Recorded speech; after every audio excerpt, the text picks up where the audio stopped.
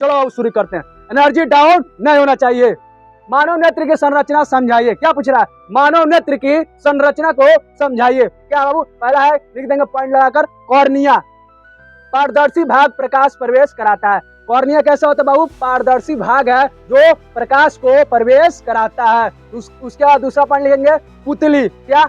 आंख में आने वाले प्रकाश को नियंत्रित करती है। आंख में आने वाली प्रकाश को नियंत्रण करती है। कौन बाबू? तो पुतली होगा। तीसरा पॉइंट लिखेंगे, लेंस। लेंस क्या करता है? देखो, उत्तल लेंस छवि बनाता है। क्या करता है बाबू? उत्तल लेंस छवि बनाता है। अगला देखो, रेटिना। अगला पॉइंट डालोगे, रेटिना। क्या करोगे?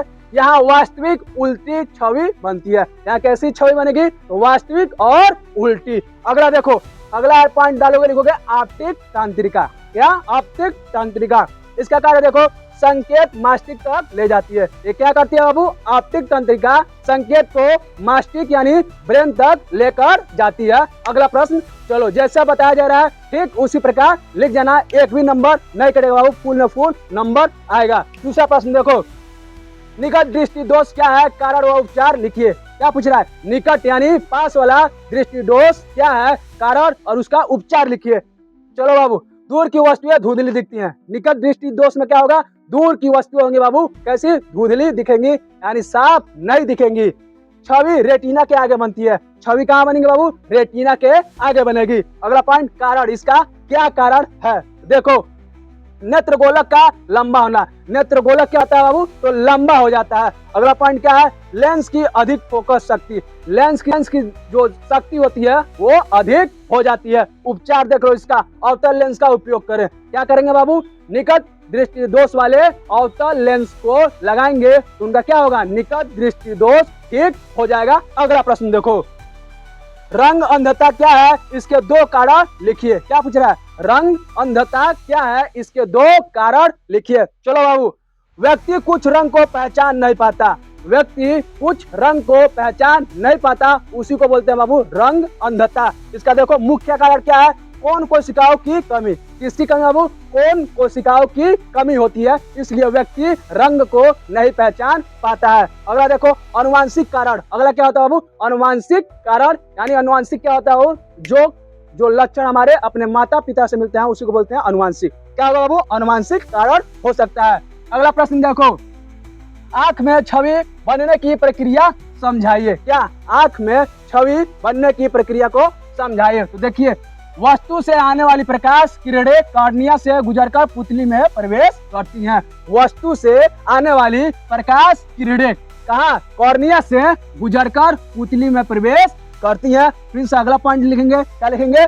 उत्तल लेंस उन्हें अपवर्तित करता है। कौन लेंस अपवर्तित करता है बाबू? लिख देंगे उत्तल लेंस। अगला पॉइंट लिखेंगे, लेंस किरणों को रेटिना पर फोकस करता है। जो लेंस होता है बाबू वो किरणों को क्या करता है? रेटिना पर फोकस करता है। फिर अगला पॉइंट लिखेंगे, रेटिना पर वास्तविक उल्टी छोटी छवि बनती है। क्या बाबू? रेटिना पर कैसी छवि बनेगी? तो वास्तविक उल्टी और छोटी छवि बनेगी। अगला पॉइंट लेंगे, मस्तिष्क छवि को सीधा कर समझाता है। जो ब्रेन है बाबू वो जो भी इमेज बनाए छवि उसको क्या करेगा? सीधा कर समझाएगा। यही क्या था? आंखों में छवि बनाने की प्रक्रिया था। लिख देंगे इसी तरह 5 नंबर फुल मिलेगा। चलिए पांचवा प्रश्न देखिए, राड और कोन कोशिकाओं के कार्य लिखिए। किसका पूछ रहा है बाबू? राड और कोन कोशिकाओं का कार्य पूछ रहा है। क्या? इधर लिख देंगे राड कोशिका है। क्या? सिर्फ हेडिंग डालेंगे रॉड कोशिका और पॉइंट लिखेंगे और लिखेंगे क्या? कम रोशनी में देखने में मदद करती है। जो राड कोशिका होती है बाबू वो कम रोशनी में भी देखने में मदद करती है। दूसरा पॉइंट लेंगे, रात्रि दृष्टि। क्या बाबू? जो राड कोशिका है वो रात्रि दृष्टि, क्योंकि रात्रि में ही हमें कम दिखाई देता है इसलिए हमें ज्यादा क्या देखने की जरूरत पड़ती है। उसमें कौन मदद करेगा? तो राड कोशिकाएं। अगला पॉइंट लिखेंगे, कोन कोशिकाएं। इनका देख लीजिए, रंग पहचानने में मदद। तो कोन कोशिकाएं क्या करती है बाबू? रंग को पहचानने में मदद करती हैं कि रंग हरा है, पीला है, नीला है, क्या है। कौन करेगा बाबू?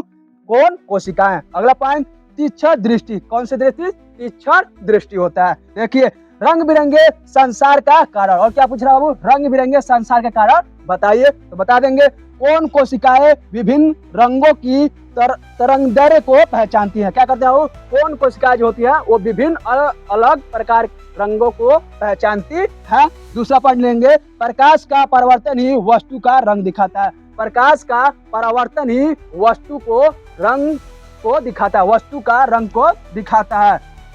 अगला प्रश्न देखिए, अपवर्तन सारणी क्या है? क्या पूछ रहा है? छठवां प्रश्न, अपवर्तन सारणी क्या है? तो क्या है बाबू?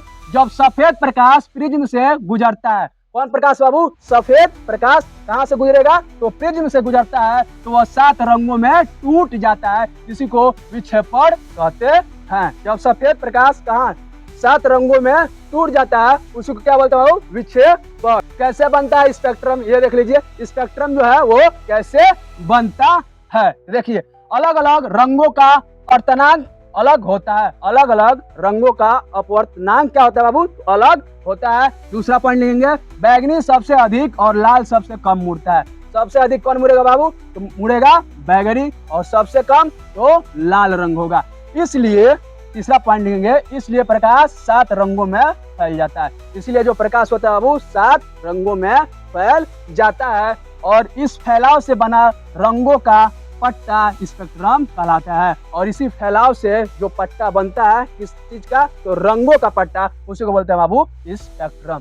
ये थे आपके 7 मोस्ट इंपॉर्टेंट प्रश्न जो आपके बोर्ड 2026 के लिए बहुत ही महत्वपूर्ण है। इसलिए इनको नोट्स बना लीजिए और रट लीजिए बाबू, क्योंकि ये जितने भी प्रश्न है बाबू लगातार 15 साल से आपके बोर्ड में पूछे जा रहे हैं। और वीडियो पसंद आया तो लाइक कर दीजिए, और चैनल को सब्सक्राइब करके जुड़ जाए हमारे साथ बाबू, क्योंकि अब समय बचा नहीं है। अब जो भी समय बचा है उसको पढ़ाई में लगा दीजिए, और सब्सक्राइब चैनल को जरूर कर लीजिए कि एक भी वीडियो मिस न हो पाए बाबू, क्योंकि समय बहुत ही कम बचा है। चलिए पढ़ाई करते रहिए।